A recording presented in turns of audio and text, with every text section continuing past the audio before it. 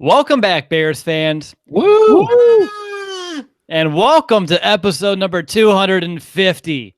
This is your host, Will DeWitt, and I just want to thank you all for tuning in and for making this possible. We wouldn't be here if not for you, and I never would have thought when we started the show less than 3 years ago that not only would we reach 250 episodes, but we would have over 1 million podcast downloads on top of all the numbers as well on YouTube.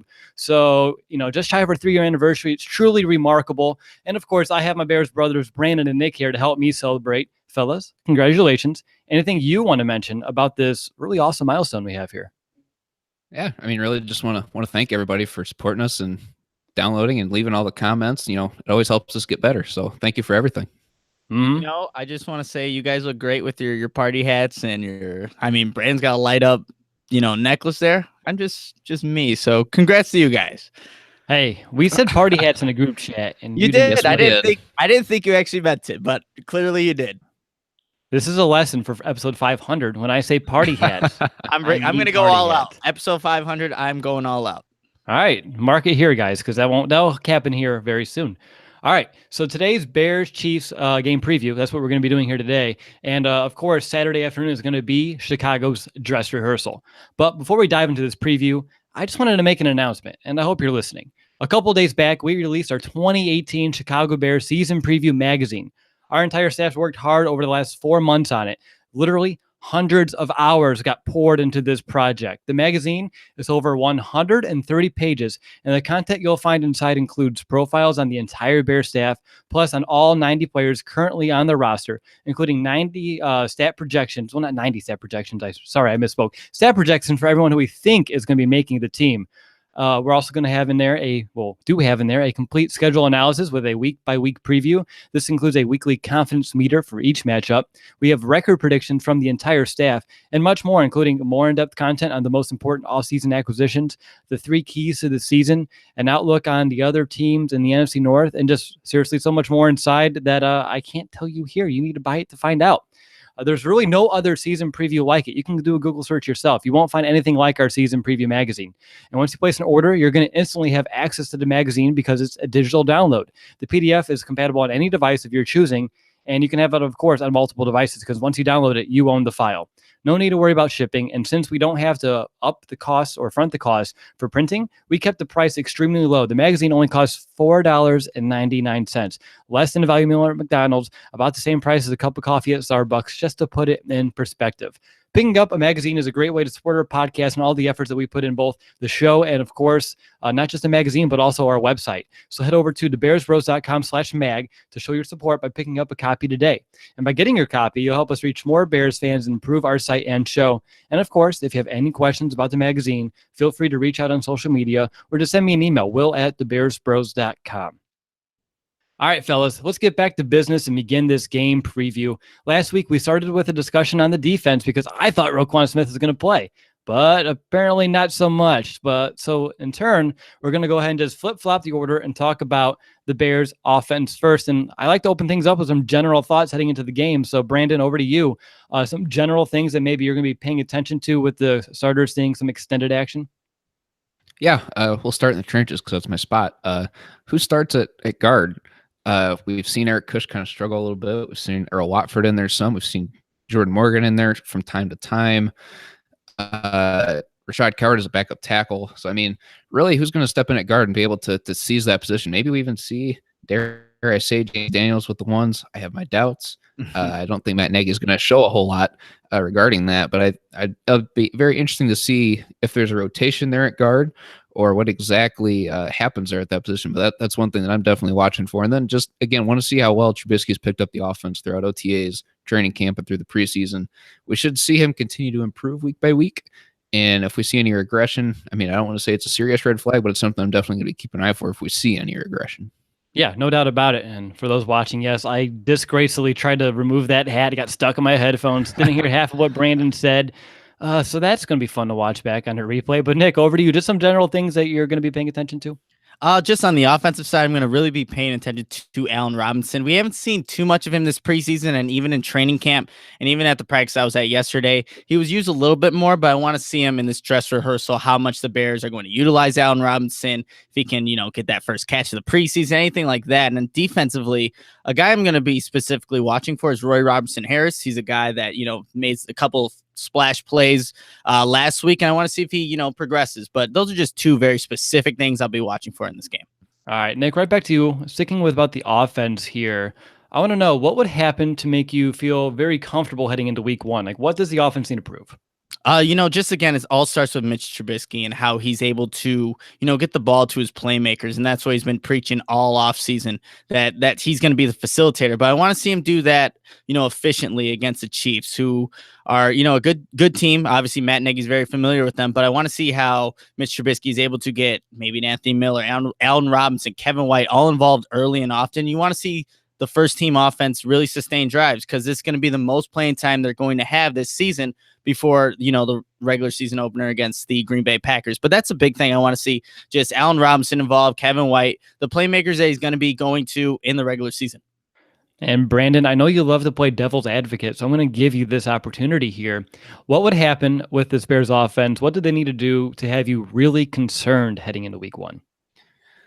Really concerned going into week one if the run game doesn't pick up. They've rushed for, I think, roughly 240 yards with the preseason, which isn't really that big of a deal because it's preseason, but I'd like to see it get off the ground a little bit. And if they can't establish the run, I mean, with the spread offense, it's going to be a little easier. They could do a few quicker passes, be able to pick up 3 or 4 yards, a typical running play. But you got to be able to establish Jordan Howard somehow outside of the receiving game. Even though he's improved his hands, he needs to be able to run the ball effectively as well.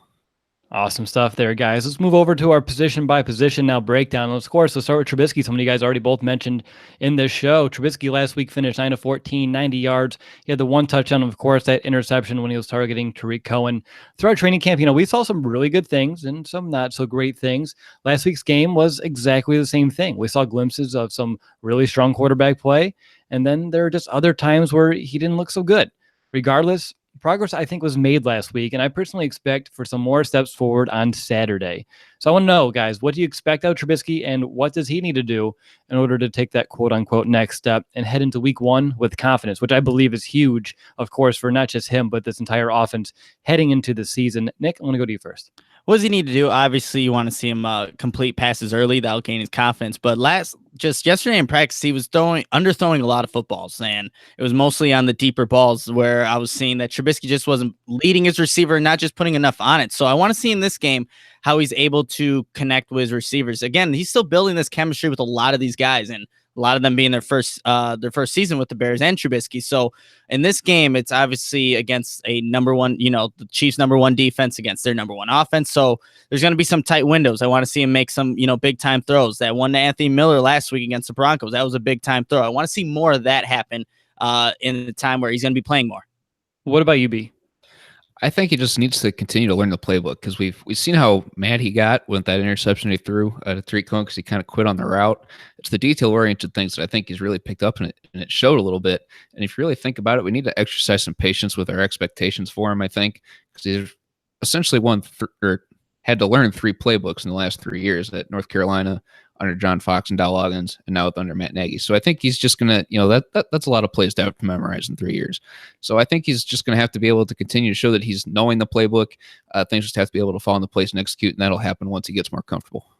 Yeah, no doubt about it. For me, I want to see him, say the pocket's collapsing, of course, able to evade the pressure, reset the pocket, deliver some nice, accurate balls on the move.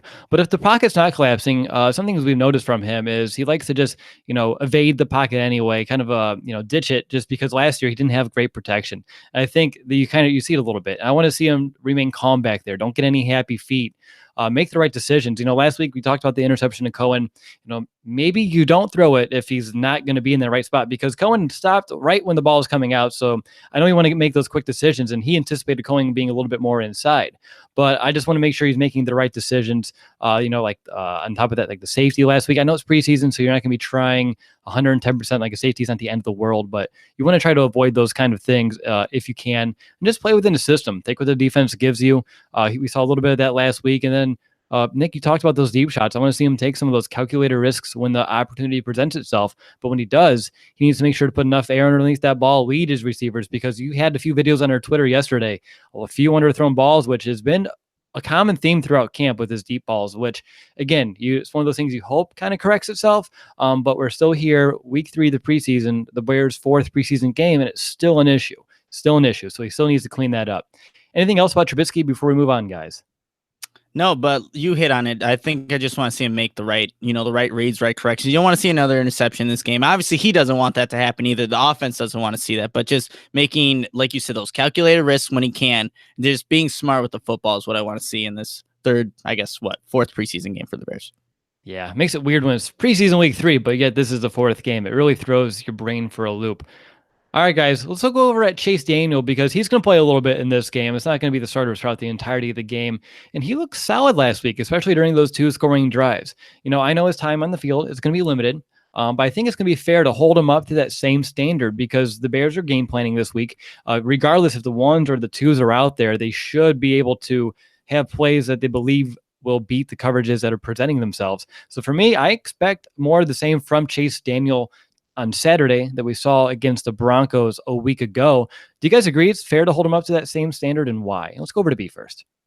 Yeah, I think so. I mean, he showed a lot, especially last week. Once he completed a few passes, I mean, he was just confident and poised, and he was able to lead the team back for, the 2 touchdowns that ended up winning it. So I definitely think we should hold him to the same standard, because we know that he can do it now.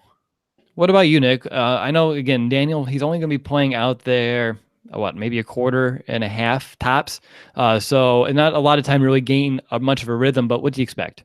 I expect Chase Daniel to have a good game. And again, he is going against his former team. So he's going to be somewhat familiar with the defense that are being run at him. Bob Sutton being the defense coordinator of the Chiefs. I think, just having practice with them, being that team for, a while, and then having now in this preseason game, he's going to see some of those looks and be like, okay, I know where I can throw the ball, where the window is at. So I think it is fair to hold Chase Daniel to these standards, because he is a guy that does know the system, and he's going to be going against number 2s and obviously with number 2 offense. But yeah, I think it definitely is fair. Nice. You brought up a great point. Now I'm going to go right back to you to put you on the spot here. You talked about, Chase Daniel knowing the opposing defense a little bit. And of course, the Chiefs are going to know what kind of offense is coming their way. I know, Nagy said it's not going to be entirely the same, but there's going to be primarily the same principles, the same schemes, the same kind of setups here that, of course, Nagy's bringing to the table. And we're not going to see the whole playbook, but he does know this defense as well. How do you think that's going to kind of dictate how the flow goes, especially with the starters? Yeah, that's going to be interesting. It's going to be like a cat and mouse game, because Nagy does know that defense, and now vice versa. So I think when he's going to be able to take those shots, down the field, like we were just talking about earlier. So especially being familiar with a team that you were once a part of, I think Nagy, this is a game where maybe we're going to see a little bit more as play wise from the Bears, and maybe opening up that playbook just a little bit more. But especially since he's familiar with the opponent, we're definitely going to see some, bigger time plays that we'll see during the regular season. Yeah, and one thing about Nagy is how much respect he has for Coach Andy Reid. And, the feeling's mutual, but, this would be the first time that they're squaring off as, head coach versus head coach. I know it's preseason, but my gut tells me that Nagy would really want to find a way to earn that respect as a head coach. Just a little bit more like show, like, you did a good job, Andy. I appreciate everything you've done, but now I'm going to show you what I can do when I take over the team. I just, he has that edge to him. I just anticipate it's going to be in some level of his mindset, even if it is only a preseason game. But real quick, does anyone have anything on Tyler Bray? I don't expect him to play. I think he'll play next week, so we can definitely save the conversation for then. But anything? I think that's a good idea. I think he's going to play. Deal. Perfect. Let's move over to the running back here. Jordan Howard, last week he had 32 yards, 9 carries. We talked about in the postgame show the patience division that he displayed. Nick, what kind of game does he need to have in order for you to feel like, he's primed up and ready for the season? It doesn't really need to be stats, but maybe just some things that you want to see. I want to see him in that almost like a similar situation where he was in last week, where he had blockers in front of him. He's in the open field where he just needs to make a play, and it can be a big explosive play if he makes the right decision, right cut, uses the right vision. I want to see him in a similar type of play and see how he reacts this time.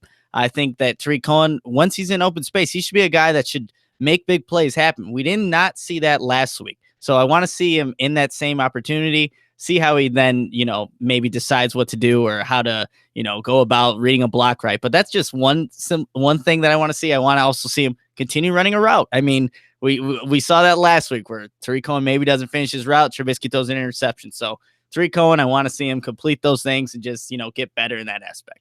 Hey, Brandon, since I asked Nick about Jordan Howard, would you give me an answer about Jordan Howard? Did you ask me about Jordan Howard? Wow. I did. Yes. It's okay. It might be the pre-workout that I'm drinking. It's that. There's no party hat. Well, I took mine off too. It was choking me, but that's all. Nick, you're dropping the ball today. I'm sorry. B? Going back to Jordan Howard, I'd like to see him continue with the patience and the vision that we've seen and we know that he has. And I want to be able to see the offensive line help him out some, because we know, especially early in games, they really struggle to run the ball, at least so far in preseason. I know it's not saying a whole lot, but if he can continue to exercise that patience, be strong with the ball, no fumbles. And I know Matt Nagy's not going to show us a whole lot, but I kind of want to see him as a receiver a little bit, like not necessarily out there in the slot or anything, but how he is as a receiver coming out of the backfield. We've seen him work on the hands in preseason. We know that he can catch a high volume. I think now, at least I have some confidence, a little more confidence in him that he could do it. And I know Nagy's not going to show us everything, but that's definitely an aspect I like to see him in this game. Yeah, I think Jordan Howard displayed, we talked about in a post-game show, everything that we come to expect from Jordan Howard. Brandon and I agree that it would be nice to see him get a little bit more involved in the passing game, because that's an area of his game that he's worked on. We saw it at training camp that he's improved with his hands. But I want to see it in a game situation. I think it'd be pivotal for him to actually just gain a little bit of confidence as a receiver in a game as well as we move into the regular season, because week 1 last year was like that first big drop, and I think that might still be in the back of his mind a little bit. So if he can go out there as a receiver, just gain a little bit of confidence, catch a couple easy passes, I think when we go up against the Packers, that should ease the tensions just a little bit. And Tariq Cohen, Nick kind of hit on a lot of things already with Tariq Cohen, so that's pretty cool. Spoiler alert. But for me, I just want to see a rebound game. Again, he doesn't need to have world-beating stats. He doesn't need to have like the biggest play ever. I just want to see him do the things that we expect out of Tariq Cohen, running the right route, making some plays after the catch. Again, he's been very limited in preseason. And personally, when I was looking prep for this show, like I was a little bit down on Tariq. I was like, I know we saw a little bit in training camp, but I haven't seen a ton out of him yet. Then you watch all of his highlights and the plays they had last year, and you're like, oh yeah, this is what we have in Tariq Cohen. You see the explosiveness, you see how his ability to change direction in open space, make people miss. So I think patience, of course, is a virtue. And with Tariq Cohen, I think we just have to wait to the regular season to the games count. Because last year in preseason, we saw a lot of Tariq Cohen because the Bears wanted to know what they had in him. They know what they have in him. And I think the whole thing's been, are they hiding him? I think they are a little bit, but I still would like to see him take some steps here on Saturday against the Chiefs. And finally, for running back, I want to know, who's the next running back in? Is it going to be Mazzell? Is it going to be, of course, Ryan Nall? Because I want to know if they rotate them in with the starters, or do they just have that Thunder Lightning duo out there for the majority of the time when the starters are on the field? I kind of want to see what they're thinking in terms of the utilization of running backs. Guys, before we move over to wide receiver, anything else on running backs? Did we forget Benny Cunningham in there somewhere? We did. I don't know if he's going to be. Was he practicing yesterday? I think he was, but he didn't do much. It was mostly with the first team. It was Howard and Cohen, and then Mazzell was out there with the backups. Yeah, I think they're taking it easy with Benny, which, again, he's been coming back with an injury. It's been minor, but no reason to really push him. Right. So, yeah, that's where I want to see. But good call there, at least bringing up Benny's name, Chicago's second favorite Benny. Yes. So let's move over to wide receiver here, guys. Nick, you talked about Allen Robinson. I, too, have it in my notes here. It's time for a real debut, because last week all the talk was Allen's ready. He's going to go out there. He's ready to go out there, get back into a game situation and just be part of this offense. And he wasn't even targeted. So I think this week I want to see a real debut. And I know we kind of previewed his official debut a week ago, but Nick, what kind of game does he need to have for you heading into week 1 that has you thinking like, yes, Allen Robinson's ready to be the number 1 receiver in this offense? You know what? I want to see him. Obviously, you want to see him catch the ball, but I don't want to see it like a little curl route or just something where it's short. I want to see, a good intermediate route, maybe like a post where he goes down the middle of the field, catches the ball, and then, that's where it ends right there. At least he's going out there making these bigger kind of plays, because he's going to be used early and often in this offense and running so many different routes. So I want to see him, have a big time catch. And again, he can get the 50-50 ball. I want to see him make that. But if he can get a post right down the middle of the field on a 3rd and long, that'd be great to see from Allen Robinson. That's a number 1 receiver that the Bears, paid big money for, because like you said, we haven't seen much of him. He's been on a leash throughout training camp, obviously getting back from that ACL injury. So you want to see him make a big time play in this game. Yeah, no reason to push the envelope, but still, just a glimpse of hope would be good for not just him, because coming back from an injury such as ACL, confidence is a huge part of the recovery and getting out there and playing. I think if you don't have confidence in the leg, which he has not seemed like he has, he does seem like he has all the confidence in the world. I want to make sure I say that correctly. So I don't think confidence is ever going to be an issue, but I think he hasn't played football in about a year in terms because it's ACL. So I think getting out there in a game and just getting a couple catches under his belt would be a good boost for him. And of course, with Trubisky kind of establishing that connection, that chemistry, just kind of like we saw with Trey Burton a week ago, I would like to see the same thing between him and Robinson here against the Chiefs. B, I want to go over to you, but I want to talk about Taylor Gabriel because he's going to be ready for week 1, but he's not going to play here. Are you worried about any rust with Taylor Gabriel? No, not really. As long as he can go out there and take the top off of defenses, I'm not overly concerned about having any rust because if he's going to be able to go deep, I don't want to say every single play, but even on bubble screens, that's something that teams have to respect. So even if he's just out there as a pawn and he only gets like 1 or 2 targets in week 1, I'm not overly concerned about it because teams have to respect him regardless with Allen Robinson and Kevin White out there. And Tariq Cohen too. They've got to respect somebody, and I think that they'd rather not get beat deep with Taylor Gabriel out there. Wow, throwing out the big KW, Nick. Did you see anything out of Kevin White yesterday? Was he playing with the ones at all? He was playing with the ones. That's where he primarily was playing at yesterday's practice. But no big time flashy plays. I don't think anybody really had those big time flashy plays in yesterday's practice. But I know he caught a slant route in the end zone when they're doing red zone work. But they ran a slant. They ran a slant, yeah. Nice. So and Kevin White caught it, so that was good to see. But yeah, they were just mixing them in, in all different aspects of the offense there. And Taylor Gabriel was a guy actually yesterday who was running a lot of drag routes, catching underneath, and then just utilizing that speed and running upfield. So maybe we see a couple of those in the future. Yeah, exactly. For me, maybe they play him. I just don't want them to. I think Gabriel is someone who he should be up there and go week 1 and be fine. He's put in most of the work throughout training camp. He's only missed, the last couple of weeks or a week and a half or so. So for me, don't push the envelope there. We need all the healthy bodies we can have heading into the regular season.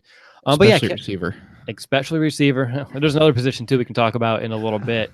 But Kevin White, we saw, again, very tiny glimpses, just tiny. And I think this week he's going to have ample an opportunity to play against starting caliber defense. And for me, it's time. It's now or never for Kevin White to prove that he can go out there and play against the starting defense, go out there and make some plays, some contested catches, some yards, after the catch as well. So for me, Kevin White, someone I'm paying attention to in this game because I don't know what to expect from him. I don't know what we have in him. I don't think anybody does. I don't think the Bears know. And this is a great opportunity for them to at least find out a little bit because we saw a few glimpses in practice, but that's been about it. It's time to see it in a game situation. Again, he only had a couple catches last week for about 10 yards. We need to see more than that. We really do.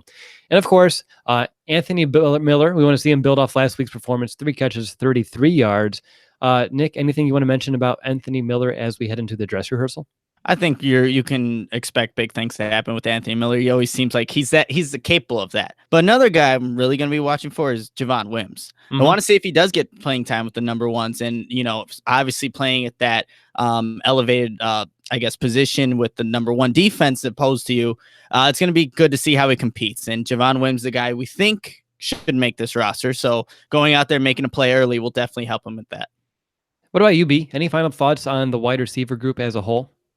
As a whole, just stay healthy. Obviously, that's because with the Bears, they've always struggled to keep a healthy receiver, it seems like.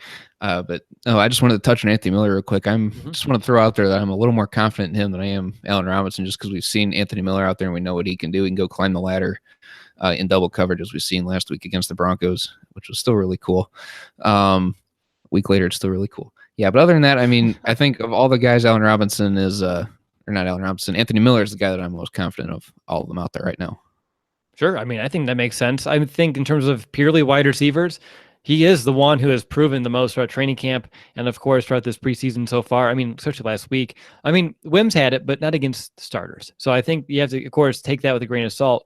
But in terms of tight ends, there's someone who really showed up last week that I'm very excited to see in this offense. And we're going to talk about him in a little bit. But first, I need to call a quick timeout and tell you about our show sponsor, SeatGeek. Football is back, and SeatGeek is the smartest, easiest way to get tickets to every game all season long.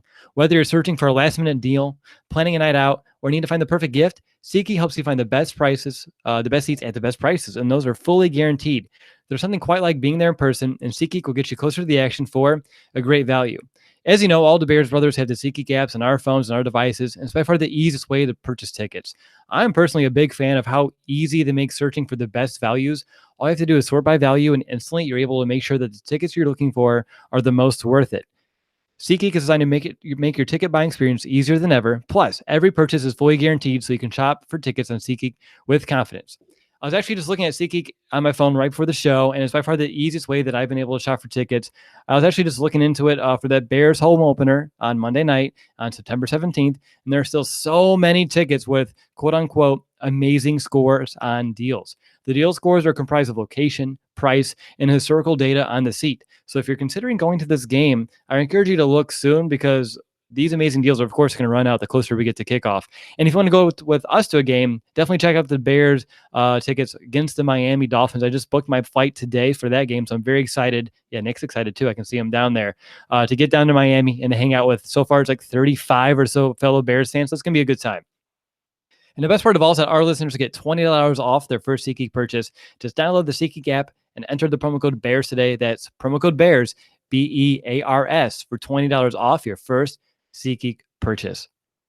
All righty, you're listening to the Bears Brothers podcast. This is your host, Will DeWitt, joined by my two Bears brothers, Brandon Hazlett and Nicholas Moriano. We are celebrating episode number 250, and we are breaking down, or previewing, I should say, the Bears Kansas City Chiefs Saturday afternoon. I am just all over the place. Dress rehearsal coming up here in just a couple of days, and we're moving our sights over to tight end. And I think we need to start with the biggest news, and that's Adam Shaheen's ankle/foot injury. Of course, they're still getting opinions on it. They don't think it's as serious as we once thought, especially as serious as we thought it was going to be when we were watching the game on Saturday night. But what I want to mention here is how it's going to open the door for some of the younger tight ends on this roster. I want to know, in this game, when does Daniel Brown or Ben Broniker come to the game, especially with Shaheen and Sims out? Was Sims practicing, Nick? I need to know. Ooh, I couldn't tell you with Sims. I didn't notice him out there with the ones. It was mainly Trey Burton, so I couldn't even tell you about Sims. No, I don't think if he was out there, there'd be a lot to discuss and report on anyway. So I think that's all very fair. So yeah, Daniel Brown, Ben Broniker, because the Bears, they've been using a lot of multiple tight end sets. I want to know who's that next man up, who's playing with the starters, because it's going to show you how they're going to be used not just in the regular season, but also who's pretty much now a lock to make this roster. Because there was a time where none of these tight ends were pretty much locks. The backups were all fighting for a couple spots. But with Shaheen probably starting the season, not on the physically able to perform lists, that's at least how I would assume, depending on the severity. I think it opens the door for one more of these younger tight ends to make this roster. Nick, when you're looking at these younger tight ends, who are you going to be paying attention to the most and why?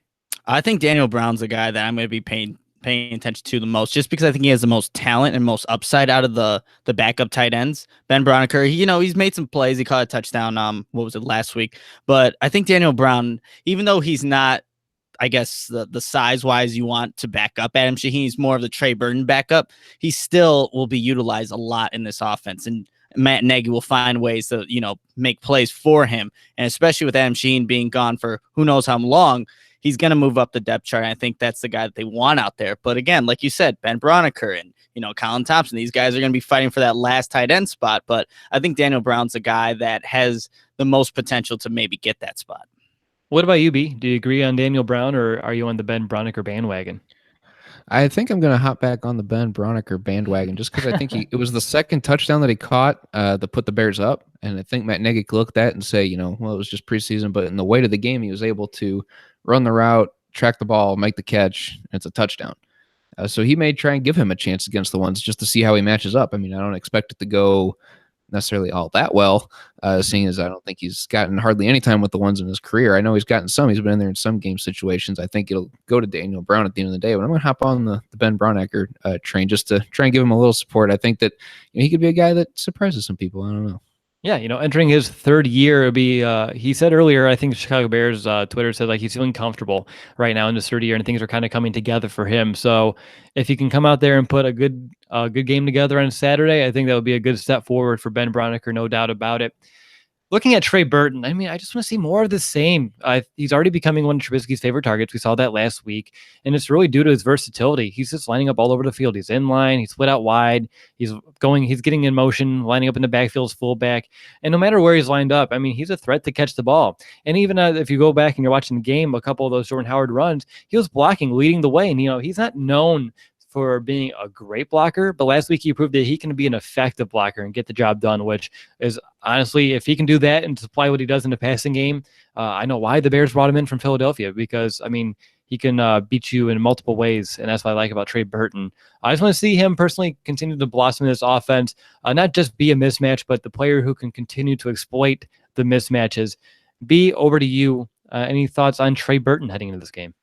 I really like him as a receiver. And you brought up the blocking thing, which is something I mentioned a few weeks ago, as far as tight ends in general needing to be able to run block. It was nice to see Trey Burton out there leading the charge, especially if he's going to be the number one tight end on the depth chart. Something I think he needs to be able to do, lead by example, go out there and run block. So very good job by Trey Burton there.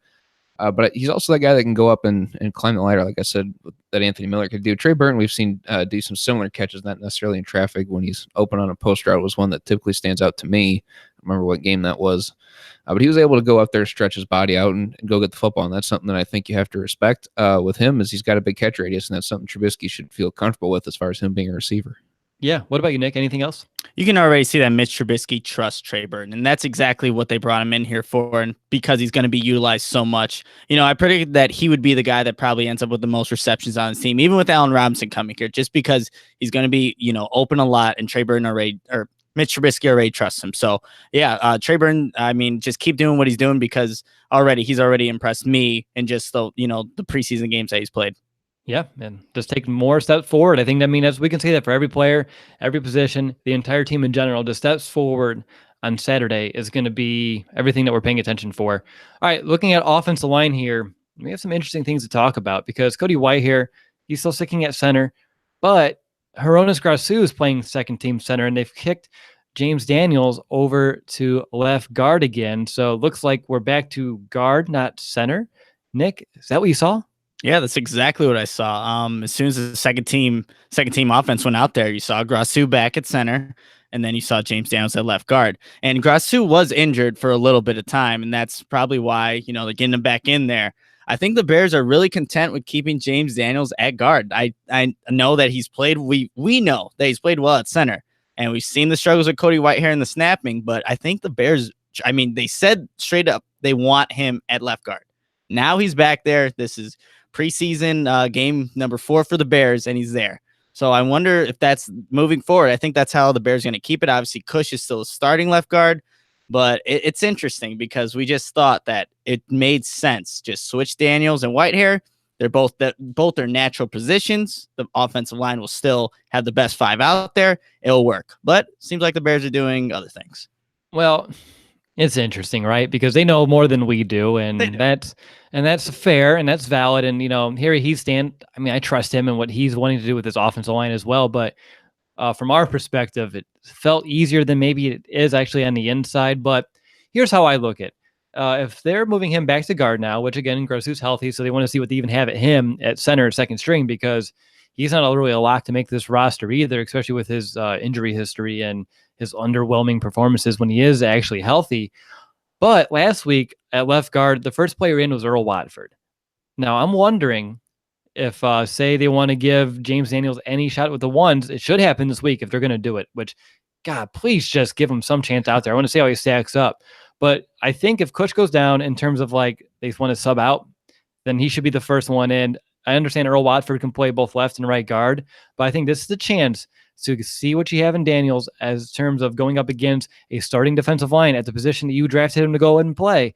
And if you don't do it now before games matter, I think you just wasted a prime opportunity to just at least test the waters a little bit, because I don't know, maybe it just seems like they're afraid to be like, oh, look, we have a really good second round pick at offensive line, and just kind of want to hide them. And I think Kutch is a much better backup in terms of he can play all 3 positions. So why not just make the move now? But again, that's just me. What about you, B? What do you make about this whole James Daniels, Cody Whitehair, Hronis Grasu, interior offensive line, everything? I'm going to call it muck.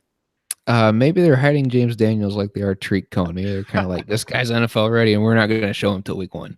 I mean, I really don't have a good answer. I would like to see James Daniels out there with the one, and at some point, it is going to happen, whether that's Saturday or whether that's week 1. I have full confidence that Harry Heastan sees the same thing. A lot of reports are saying he's got the NFL ready body, and seen a lot of people on Twitter. He needs to be out there, and he will. Just give it time. I don't know when. Wish I could tell you when. Wish I could tell everybody when. But I'm fully confident that by week 5 we see James Daniels out there. I think Eric Kush is going to struggle enough at some point that they're just going to pull the trigger on that. See, I understand you don't want to upset a veteran, but if it's not even upsetting a veteran. If Daniels is your best 5, though, if he makes your top 5, he needs to be out there, regardless if you want to let Kush get the job crack at it first. I think if James Daniels is in your top 5 best offensive linemen, you find a way to put him out there. And I think this is the week to do it. That's what I'm saying. And I just don't know that we see it in the preseason, maybe week 1. And the thing is, if the Bears wait until Kush messes up, that's not a good time. I think you got to do that before it happens, because you're wasting plays out there. What if Kush doesn't make a block, doesn't spring Howard forward? It just, I don't know. James Daniels is ready. I think he is. We've seen him make the blocks on, NFL caliber defensive linemen. Even though they're not second or not first string, he's made those blocks and he's looked really good at doing it. I think Will's right. They need to give him a chance at some point, wherever it is on the line, to just go against the number 1 to show what he's got, because he's definitely capable of starting. Left tackle. I'm joking, but hey, he's athletic, man. He can do it all. There we go. No, this is honestly, it's their last chance before games matter, and I think to be foolish not to do it. So that's what I'm watching for in terms of the interior of the offensive line. But guys, anything else on the Bears O-line that you want to mention? I think that's the big one. But anything else in this game that you are going to be paying attention to? Will Parikh was a guy. Oh, yeah. Sure, Rashad Coward also. But Parikh was also with the ones in yesterday's practice. With Long being out, they had Watford in at the beginning at right guard, and then Will Parikh eventually replaced him. So, I mean, that's a guy that, not guaranteed for a roster spot, but if he's repping in with the ones already, or repping in with the ones, it kind of shows where the Bears value him on the depth chart, even though Long would be there and, when everybody's healthy. But we'll see how he plays. Maybe he earns himself a roster spot by his play in Saturday's game.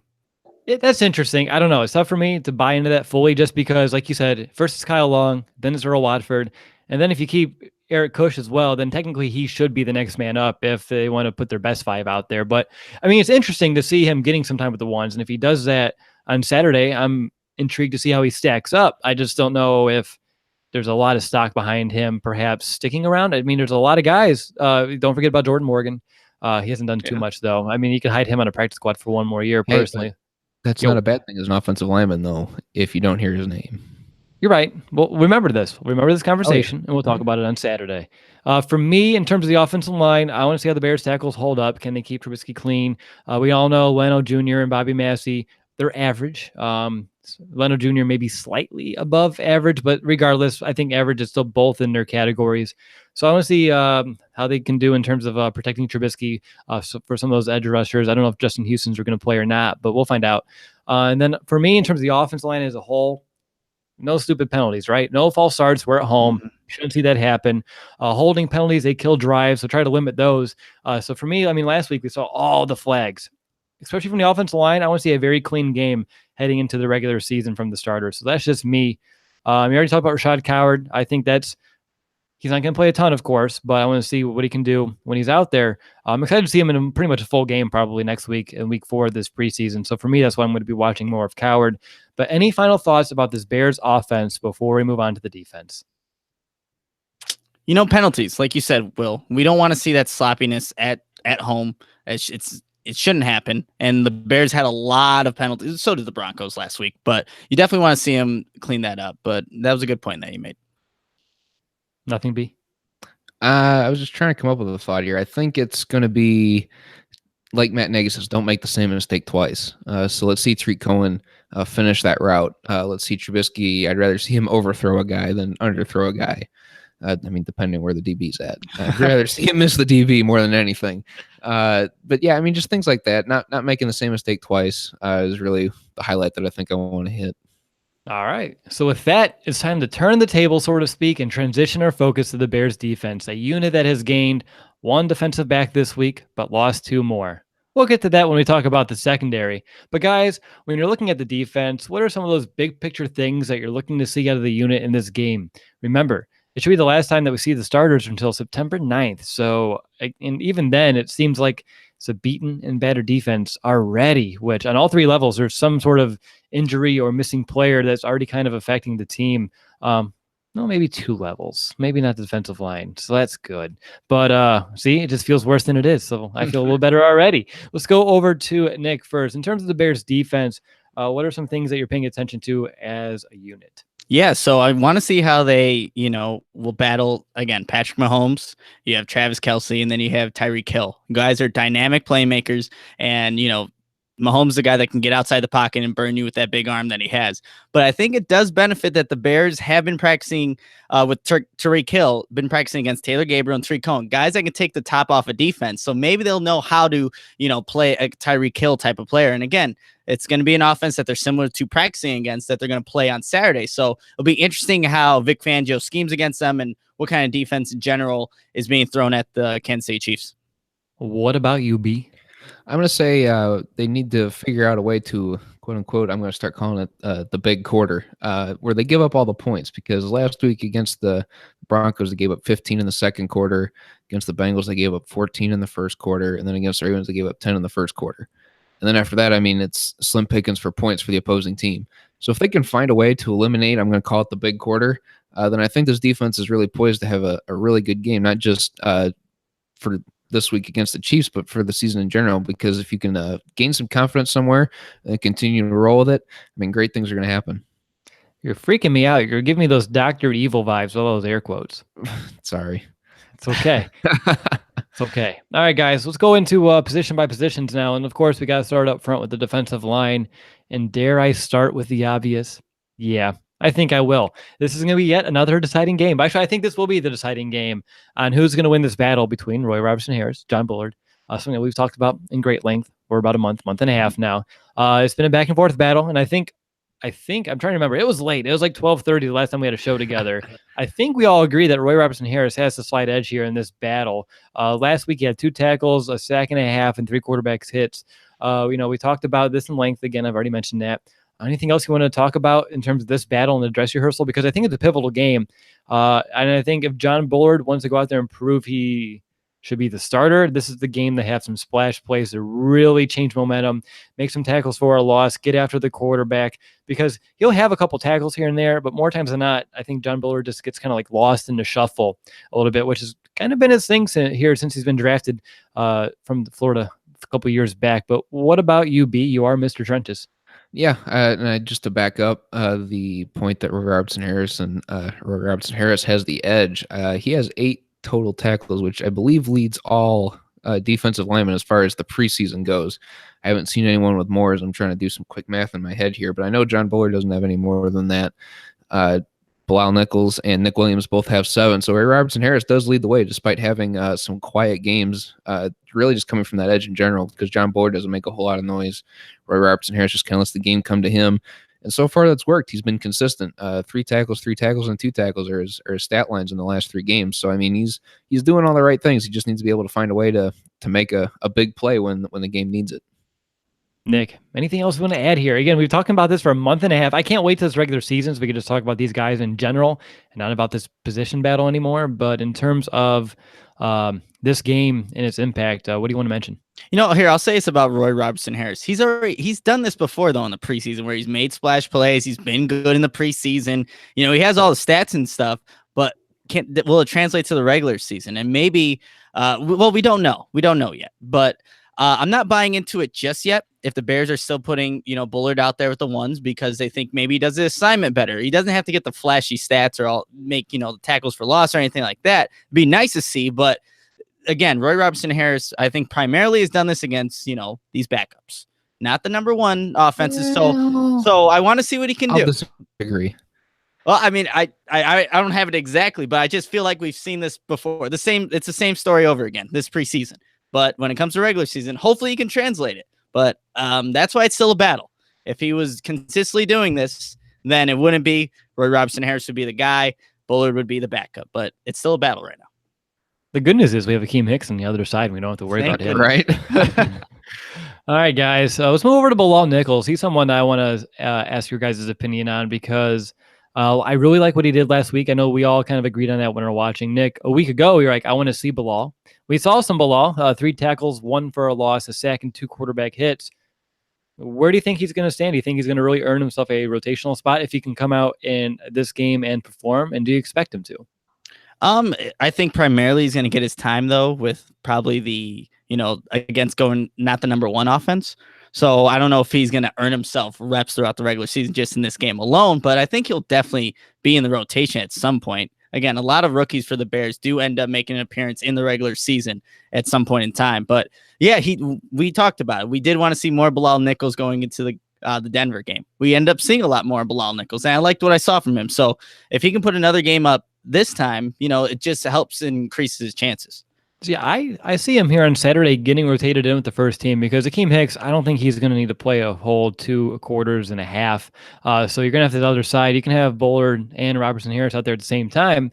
But I want to know who's that next defensive end. Is it going to be a Nick Williams? Are they going to do a John Jenkins out there? I want to know who that very next guy is after the top 3.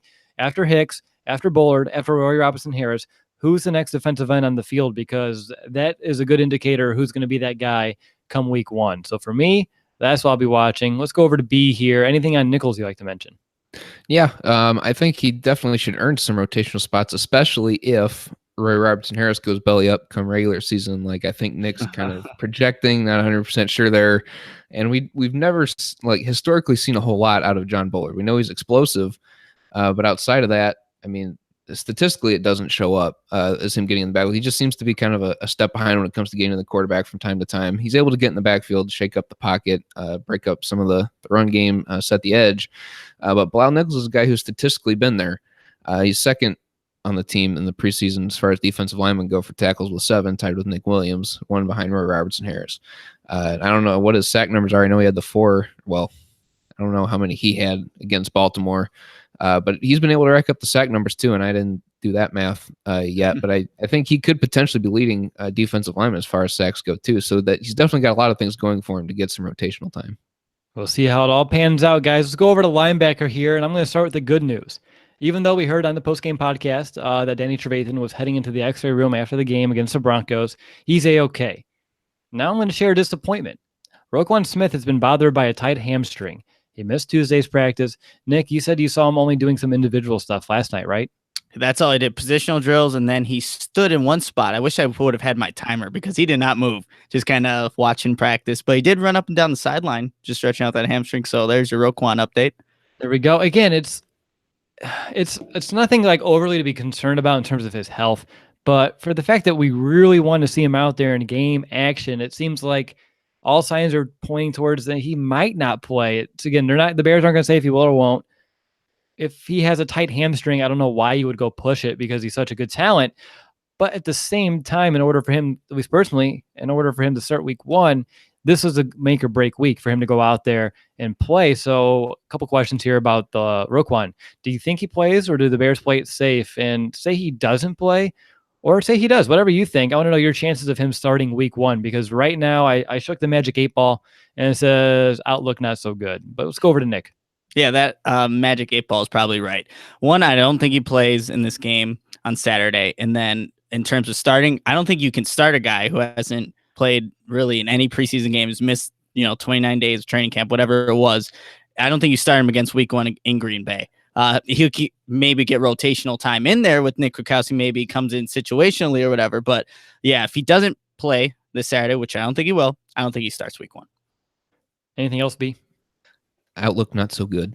There we go. Yeah, because again, he may get maybe some reps if he does start the regular season, not start, but if he does play come week 1, like Nick said, some reps, but he won't be starting, and he would have to find a way to uproot Nick Kwiatkowski, who I want to just transition over to him because he looked real good last game. I said it on Twitter. I said it in a post-game show. I'm going to say it again. It looks like someone lit a fire under his butt. Like he is out there playing with passion. He's playing with purpose. And he played strong against the run. He played some pressure on the quarterback, and he didn't look too awful in coverage, which has always been like his biggest bugaboo.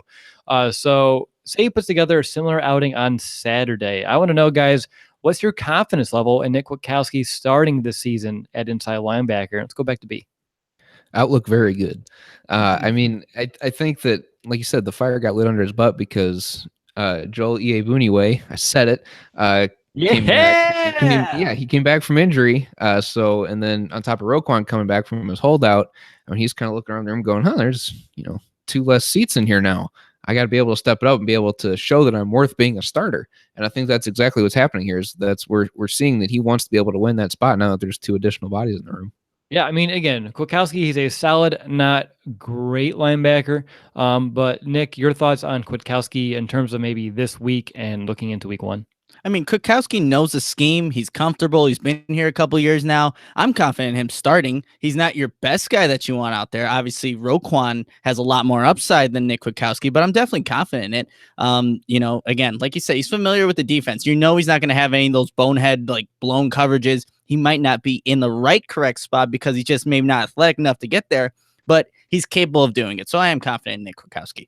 Now, again, we're not going to see much of the backups, maybe a quarter and a half. But John Timu, Iyiegbuniwe. Nick, let's just talk about Iggy real quick. I think we know what we got in John Timu. I think we've talked about him for a few years now. Fans who've watched the team, they know what you're getting in a John Timu. But in terms of Iggy, how does he take the next step? Because he got his first game reps a week ago. How does he apply that and then move forward? I think he just needs to show that he knows what he's doing out there. Just in practice yesterday, I was watching him specifically because I was expecting to watch Roquan. So I'm like, all right, I'll watch the next back up there. Iggy, you saw him a couple times turning his head, looking like he was lost out there. And, it's going to happen because he's missed some time in training camp. But that's what I want to see from Iggy in this game. He's not going to have as much playing time. But when he's out there, recognizes and knows what his assignments are, fills the gap. Those kind of things. Those are what you want to see out of a guy that you don't expect to start. Probably will make most of his contributions on special teams early on for this team. So just knowing his assignments and looking like he knows what he's doing out there, because like I said, in just practice yesterday, he was just kind of turning his head like, oh, there's a receiver that I'm supposed to be guarding. He's behind me. So that's what I want to see. And the thing is, he's really smart. He's going to go be a doctor after he's done with his NFL career. So for me, I know he has the mental whereabouts. It's just getting used to it, getting out there in the field and just getting reps. I think reps and just more time to absorb the system. And then, Iggy can turn into a very capable backup. I know we've talked about in the past, maybe he's someone who could develop into a Danny Trevathan replacement once that time comes in a year or two. Again, that's way down the line. In terms of right now, I think he's where we thought he would be, and especially with him missing some time. So just want to see progress from Iggy, no doubt about it. All right, guys, let's take a look outside. And as you know, listening, Leonard Floyd, he broke a couple of fingers, had surgery, but he will be ready week 1 with a cast. We'll talk about how that's going to impact the game when we get a little bit closer to that. But Sam Acho last week, he looked fine. Isaiah Irving, Kylie Fitz, disappointments. On the other hand, Kasim Edebali, he's continuing to impress. And he's been looking better than the younger guys. And I do have to note here, still no Aaron Lynch. I think he's actually doing some work, which is it's development, I guess. That's progress. But who the heck knows what we have in him? So in terms of Saturday, do you guys think that they give Edebali some time with the starters? Because you're going to have Acho, and then no Floyd, and then you have Fitz, Irving, Edebali, Woods. Nick, what do you think? Do you think Edebali goes out there with once? I think at some point he does, actually. And Ryan Pace actually went on the Hogan Johns podcast today, and that was a guy that he pointed out that he really liked, and they actually go back and with his time with the Saints. So it's a guy that he's familiar with. He's made some plays, and he pointed out today.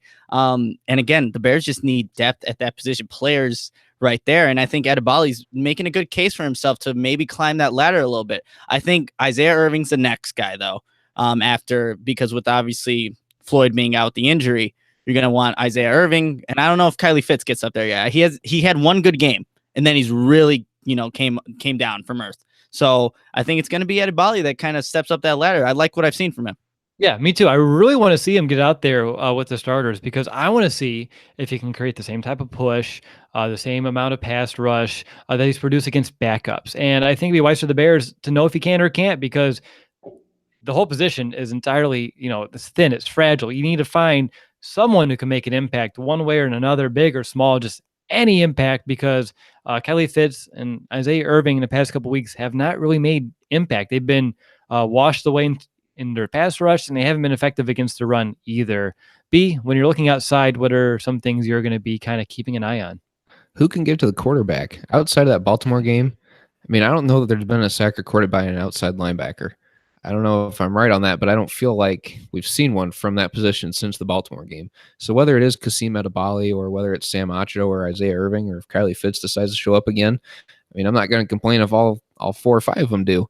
But there's got to be someone that grabs this position by the horns and runs with it. And I really want to know if that's going to be Kasim Edebali, because I think he's going to get his chance with the ones. Edebali hasn't had a sack yet? He did have one. Yeah, I he think did. it was the one where he ducked underneath the offensive tackle. Yep. And, Was that the Ravens game still? No, I think that was just last week. Yeah, I think that was just last week. Yep. But that aside, I don't know. I guess aside from Edebali, I can't think of any other sacks from the position. That's why I was trying to go through my head Baltimore. because I was like, ooh, yeah. I mean, there hasn't been enough to talk about, which again Right. is a problem. For me, it's big time for Fitz and Irving to really, again, on the flip side, we talked about how Edebali's been on the rise. These two young players, they've been on decline. Well, they have a chance to turn it around. It's not like they don't have the opportunity on Saturday. So for me, personally, my confidence in both players have been dwindling. But if they can come out and make their presence felt, it's going to ease my fears at least a tiny bit heading into week 1. And I think we can just pull out Nick's argument for Roy Robertson Harris with Isaiah Irving and just copy and paste it, right? Someone who can make some plays in the preseason. Last year in the regular season, he had very, very, very small sample size, but wasn't able to make an impact. Yes, he's gained some weight. He's gained some strength. That should translation, at least in theory, to a more productive in-season from him. But still, we don't know what to expect from him in a regular season. So for him, if he can come out there against the starters in extended time Saturday and make a few plays to get me, himself, Fig Fangio, the rest of his teammates, some confidence in him, I think it'll do him a world of good. All right, guys, let's move over to the Bears secondary. And like I preluded to a little bit ago, Prince Mukamara has returned, and the Bears get a cornerback. Get what I did there? Kind of funny. I like that. Thanks. I wrote that down. I was like, don't forget the joke. I have a highlight here. Don't forget the joke. It was awful too, and I ruined it by talking about it more, but it's okay. That's what I do. I like to ruin my own jokes. But so Mukamara has returned, but they lost 2 safeties. DeAndre Hall suspended week 1. DeAndre Houston Carson broke his arm against the Broncos and is out indefinitely. So I think it's wise to actually start the secondary conversation with safety. How concerned are you in terms of depth now that 2/3 of the D3 club I just coined last week is now out? Let's go to Nick. I'm actually not too concerned, which is surprising because the Bears safeties have been pretty durable. Adrian Amos is a guy that doesn't miss many games. A. Jackson, when he came in, he didn't miss any time. So those are guys that, can take the big hits and, deliver hits as well. So I'm not too concerned despite, Hall being, I think, suspended for 4 games. DeAndre Houston Carson, what did he break his arm or whatever he did. I'm not too concerned. These guys haven't shown anything to, I guess, be worried about in terms of missing time. Hall's only suspended 1 game. I just want to make sure we get that out there. It's only 1. So it's not like end of the world, but when DeAndre Houston Carson was still healthy, it kind of put into question, like, well, is that going to be end of the time for DeAndre Hall? And now with DHC out, I mean, I don't think you can throw away another safety body. So for me, maybe that's a lucky break for the one DeAndre, not the other. But B, over to you. Sorry, Nick. I talked about the safety already. Anything else you want to mention? Yeah, I'm kind of upset that DHC's out, but that's just my personal bandwagon train. Kind of the wheels are falling off that one. But as far as depth overall, yeah, I think it hurts, but I'm not too concerned as far as come week 1 of the regular season because, like Nick said, Adrian Amos and Eddie Jackson are like tough as nails. Knock on wood. Hopefully nothing happens after I said that. But I mean, I have full confidence in those guys being able to go out there and perform and not really have to rely on the backups too much. I think you miss some special teams depth with DHC and DeAndre Hall being out. But outside of that, I mean, for the safety position itself, I'm overly not concerned about it. Yeah. For me, again, you guys talked about the durability, which is great a year ago. Every year brings new issues, new potential for things to happen. And for me, if one safety has to go down for any extended period of time, I'm slightly worried about the depth without, again, it's week 1, which we, knock on wood, should be fine. But in terms of, in general, it went from a very deep position. Without those 2 guys, it real quickly became kind of a question mark, which, again, shows you how quickly life can change in the NFL at any given moment. But let's switch over to cornerback now. And last week, Marcus Cooper did not play. In his place, they was a rotating trio, at least in terms of once the second string got out there, Kevin Tolliver, Michael Joseph, Doron Grant. When they all had a chance to play against backups, they had a chance to at least prove more worthy of a roster spot than Cooper. But really, nobody did that, which dang it. I mean, we all really hoped that would have happened. That would have been the case. But with the first team, you had Bryce Callahan on the outside. And then, of course, you had Fuller and on the other end, and then LeBlanc playing nickel. Do you guys want to see them roll out the same starting three? I don't think they will push Amukamara to play this week. So you want them to just do the same starting three, or do you want to see them give a young guy a look on the outside against starters? I don't know who's earned a spot necessarily, but just curious here because I think Callahan, Fuller, LeBlanc, regardless, we know what kind of players we have in them. They'll be fine, especially coming to regular season. So it's an opportunity to give a young guy a look. But the fact if they do it or not still is a question. But what about you, Nick? I think they should just roll out the same three that you said. Kyle Fuller, obviously playing with the ones. Whether or not they put Callahan out at cornerback or nickelback, I want to see who they put out there because both LeBlanc and Callahan can play that position. I think they want to see more out of LeBlanc on the outside just to see, what's your worth. Obviously, you can play multiple positions. That's good for your stock. But I think they will end up putting those three out there when the Stars are playing.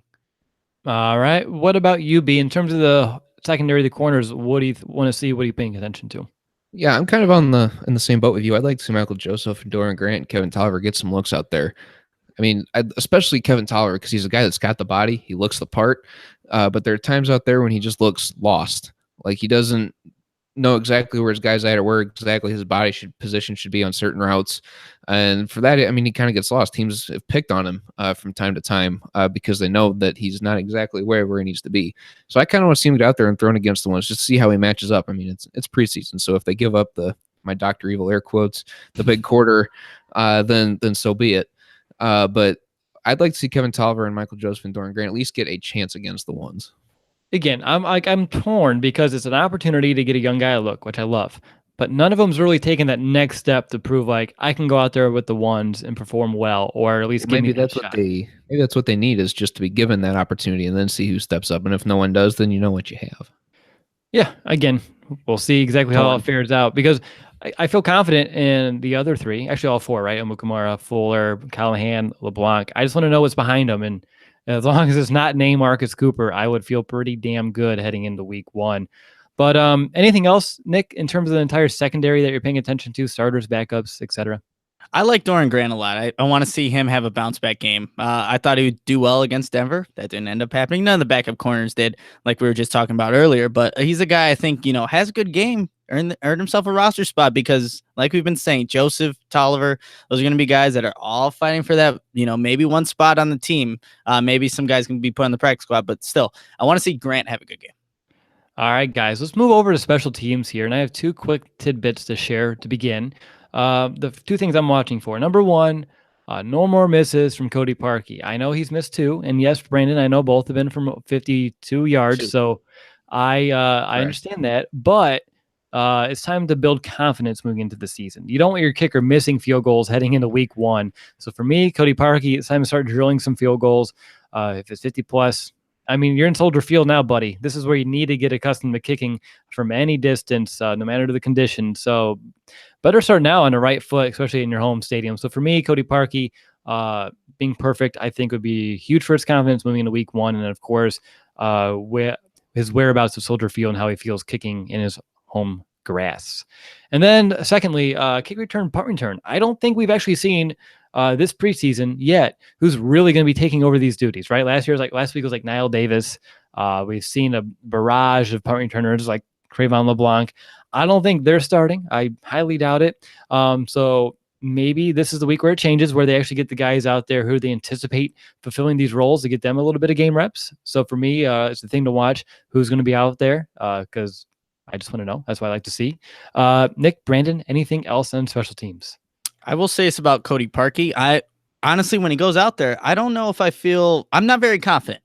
Just based on what I've seen in preseason, and I know 52 yards, definitely not an easy field goal to make to put through the uprights, but you want to have that, like you were saying, that sense of confidence when Cody Parkey goes out there, there's going to be 3 points on the board. He's not going to make them all, but you just want to have that confidence. Right now in the preseason, I don't have that. So, if the offense does not, obviously end in a touchdown, I want to see that long field goal attempt made from Parkey because, like I said, I'm not confident going in. I want to be going into the regular season.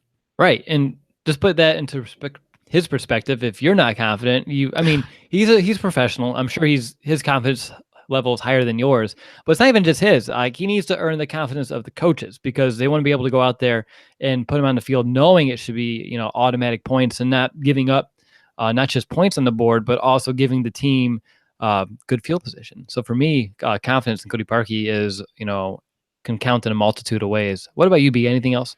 Yeah, we're kind of at a disadvantage when it comes to kicker because we were around when Robbie Gould was here, and it felt nice to see him go out on the field and you just know you're getting 3 points. But these coaches, especially Matt Nagy, has never worked with Robbie Gould, so his kicking perspective might be a little different. And he may have total confidence in Cody Parkey, but I am just kind of like with you guys. I haven't had confidence in a kicker since Robbie Gould, to be 100% honest. So he needs to go out there and show something. Yeah. Man, I miss Robbie. All right. Right. Well, getting back to things that matter in 2018. Guys, we just have 2 more things to do, and you know what they are. Predict the MVP and, of course, hand out a bold prediction. So, B, I'm going to go over to you first for your MVP choice. My MVP, I'll give it to Jordan Howard. I think he's going to get some extended playing time, especially more than we've seen, especially in the first 2 games. He'll get more than 9 carries, and he always gets stronger as the game goes on. I think he racks up a pretty good chunk of yards in this one. I give it to Jordan Howard. All right. What about you, Nick? I'm going to go with Kyle Fuller. He's going to have his hands full with the... Oh, look at that face. I got it. Perfect. This is perfect. But I'm going to go with Kyle Fuller because, again, the Chiefs have a lot of weapons. How they're going to game plan against Tyreek Hill is going to be interesting. But Kyle Fuller, it would be nice to see him have a good game against, one of the best receivers in the league. Well, Nick, I couldn't say it any better myself. I have Kyle Fuller as well. Out of 90 guys, you had to choose Kyle Fuller. It's okay. I have him, making some sort of momentum-shifting impact play, multiple pass breakups, just down his side of the field because he was targeted a ton last year, but he shouldn't be targeted too much, especially in this game because of the other options. They'll have a Bryce Callahan, they have a Trevathan LeBlanc. So when they go Fuller's way, I want to see him make a break on the ball, make a play, be in the right position. He had the 1 pick 6 this preseason, but really the receiver fell down, but he still caught the ball and he still was able to take it to the house, which for me is great. But, Kyle Fuller, I want to see him take the next steps from what we saw a year ago, and having a great dress rehearsal will be huge for him going forward. All right, guys, time for your bold prediction. And Nick, go ahead. I dare you to steal mine. Yeah, I actually don't even have one right now, but since you put me on the spot, bold prediction. You were talking about punt return. You want to see who solidifies that spot. Tariq Cohen's actually going to have a punt return touchdown in this game. My bold prediction has to do with Tariq Cohen, so good job. Wow, I'm good today. You are. For me, I have Tariq Cohen takes a handoff. He has not done so yet this preseason. So even though it doesn't sound extraordinarily bold, we'll see. I mean, we rarely saw him take a handoff in training camp. We haven't seen it yet in the preseason game, so will we see it on Saturday? I think we get one, hopefully. Let's go over to Brandon. Bold prediction? I'm going to stick with the special teams bold prediction. I think the Bears get an onside kick recovery. Oh, wow. The new kickoff rules. I know. I was like, well, they got to try it at some point, right? You want to beat, his old team? I like Nagy. Yeah, he's going to be really competitive in this game. I mean, obviously he's competitive in every game, but this one you want to win just a little bit more, even though it is preseason against, your mentor. Yeah, I can see that happening. You want to prove your worth just a little bit, no doubt. All right, guys. Well, we're about wrapped up here for episode number 250. Any final thoughts you want to share with our listeners before we head out? Let's go over to Brandon. Again, just thank you guys so much for being here with us. Episode 250. Kind of on board with Will, like you said at the beginning. Didn't think that we'd get this far when we started this. So this is pretty cool. So thank you guys for everything, and bear down. I'm excited to talk to you guys again on Saturday. What about you, Nick? Anything else about the game, about 250, about us, about you that you want to share? Oh, I can talk about me for days. No, I'm just kidding. Yeah, I know. But just, getting 1 million downloads and, publishing a magazine and now getting the 250th episode, it's just been amazing. And again, we couldn't have done this without all of our amazing fans that we see everywhere we go, from Canada, Denver, wherever. You guys are supporting us. We thank you so much. But yeah, we're at 250 and to 250 more, right? Absolutely. I have that right here. Here's to the next 250. I can't wait. Nick, you're just all in my notes today. I kind of like it. I kind of hate it. I didn't take any notes. It's a love-hate relationship. There you go. So for me, guys, in terms of this game, real quick, the 2 themes I had, which if you've been listening, I'm sure you can extract them, would be confidence and, of course, progression. I think those are the 2 things, no matter what player, what position, what side of the ball you're paying attention to. You want to see players progressing from what we saw a week ago, and you want to see them finding ways to build confidence heading into the regular season, because when you're playing confident, good things happen. And when you're playing not so confidently and you're thinking too much, more times than not, things don't go your way. So for me, building confidence and just taking more steps in progression on offense, getting a little bit more cohesive as a unit, building some chemistry between Trubisky and his targets. On defense, finding a way to generate some sort of pass rush without the lack of outside linebackers. The secondary, finding ways to make some impact plays, some turnovers would be great in this one because it's something we didn't get a year ago. Second to last in the league in terms of interceptions. Maybe you get a couple in this game, you get some confidence to take a few more shots coming to regular season in terms of going for some interceptions. So for me, progression, confidence are the two biggest things to pay attention to here in the dress rehearsal. And of course, how does Coach Nagy stack up against his mentor and Andy Reid? A lot of fun storylines in this one. But again, I want to thank you all for 250 great episodes. As Nick already said, here's to the next 250. And don't forget to check out our season preview magazine over at thebearsbros.com/mag, M-A-G. We all genuinely hope that you consider supporting our site and podcast by picking one up. Again, only $4.99. We drove to a bunch of training camps. Nick flew all the way to Denver. So if you even want to look at it as a way of like pitching out for some gas money, and yet you still get 130 pages of content, that's pretty cool too. But I promise you one thing. You purchase this magazine, you'll find that it's worth every single penny. There's so much content about all the information you want to know about all these Bears players on their roster. And of course, our thoughts on how the season's going to fare. And you even learn more about the other teams, the other opponents. You get a jump start on that. You know, our goal is to make you the most informed Bears fan on game day. By picking up this magazine, you'll be the most informed Bears fan from week 1 all the way through week 17, especially if you stick around with us every step of the way. We're going to talk to you on Saturday as soon as that final whistle sounds. But until then, enjoy your Friday. And of course, bear down, Chicago.